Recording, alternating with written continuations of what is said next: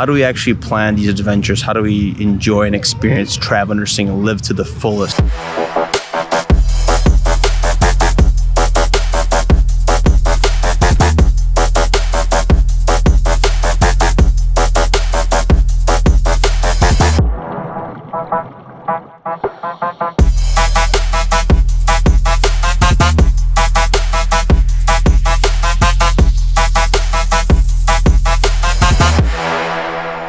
Hey peeps, so we finally got our work schedule and we know what's going to happen for the next 2 months. We got some short stretches, some long stretches, and the beautiful part is now we can start planning. So how do adventures go down? We block off some dates first dedicated to the podcast and everything that we do. Once we have that, we plan things. What haven't we done on the vlog for adventures, things that we enjoy? So on a short trip, something we're planning right now for next vlog is snowboarding. On our 7-day stretch, what do we want to do? We're thinking about going out of state. So let's get into it. Okay, but hold on. So what's cool about planning and travel nursing is you can take these adventures whenever if you live in an awesome place like California. So here we are going on a quick adventure.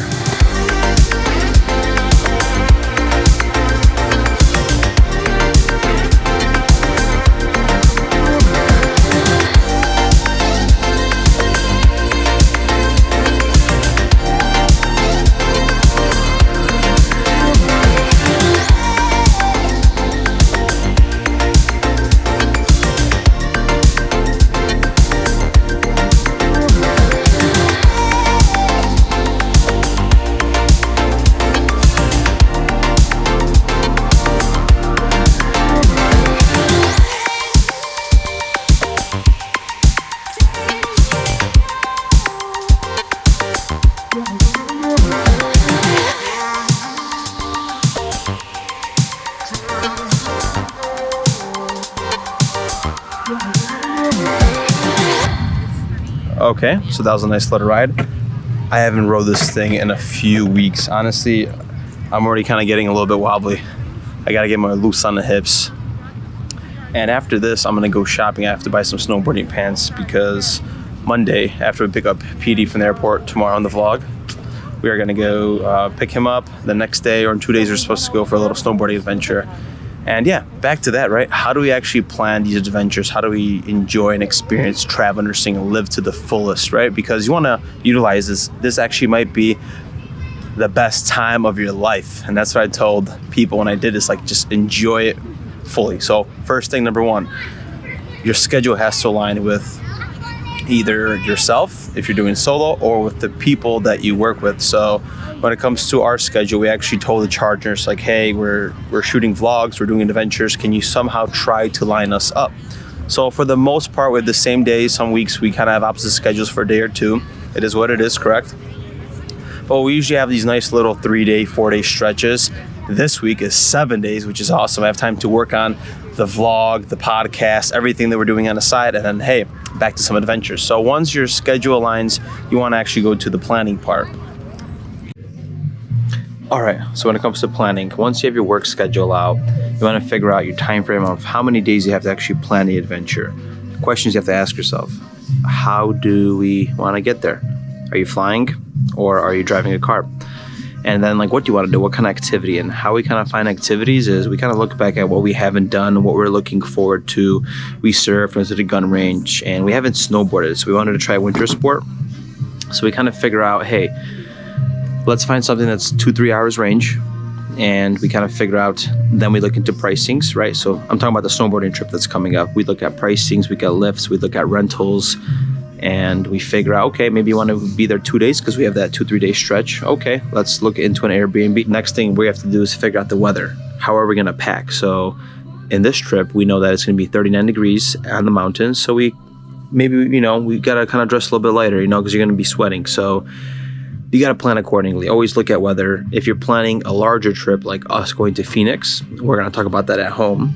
You want to have a little bit more planning because you got to find out what you're going to do day to day. The number one thing with planning is if you plan out properly and you know what you're doing that day of larger trips, it's going to give you a peace of mind. Imagine having a peace of mind of where do you have to go, and that's going to give you time to actually enjoy that present moment and live it up in your experience. I think that's beautiful because then you're kind of chilling on autopilot you know you got a plan and you're following the notes.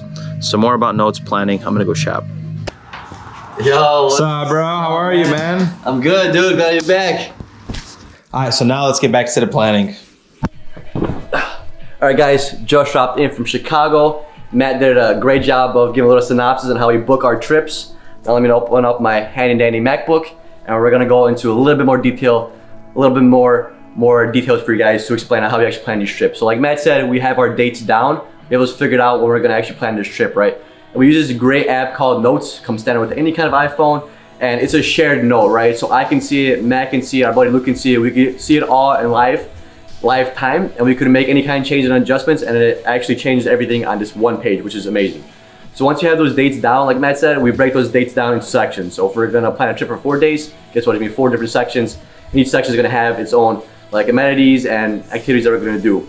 So once you have that settled, we're gonna pick our location where we wanna travel to, right? Because you can't plan anything if you don't know where you're gonna go. And once you have that down, we look at the flights, we look at different airlines, how we're gonna get there. And usually we go with like the most economical one. So the cheapest fares are probably the best ones. You know, we don't really travel in luxury. We don't really care for that much. We just wanna get there. And next, you gotta think about, guys, if you're going somewhere far, you're gonna need a car, right? So we look at that. But of course, if you're going somewhere local and you're driving there, you're not really gonna need to find a car for yourself, right? That's gonna be taken care of. So once that's all done, the flight, the location, we take a look at the Airbnb. We wanna pick a nice place. Usually, we each find our own places, like 2 or 3 places, and we compare them on the notes, and then we get rid of them one by one, which ones we don't want. Usually, we narrow that down to the top 3, and out those top 3, we pick our favorite ones, right? So guys, once the Airbnb is done, so let's take a look back. We have our Airbnb, we have our location, we have our car, and we have our flights. What do we do next? We book it, right? We book everything, get the cost, get the total, we all chip in, we all pay for it, and we break it down. Next, once we actually have the background stuff, you could say, planned out, we actually gotta figure out what we're gonna do there. We're pretty active people. We like to figure out what's a nice touristy activity for that location. So if we're gonna go to Arizona, we're gonna probably do a lot of hiking, a lot of like looking at canyons, a lot of scenery. We want to see the best tourist attractions there, right? Because if I'm going to Arizona, I'm not going to see like grassy fields. I'm not going to see prairies like we do in the Midwest. So once you get that down, each day is going to be broken down, like I said before, and then each activity is going to have its own day.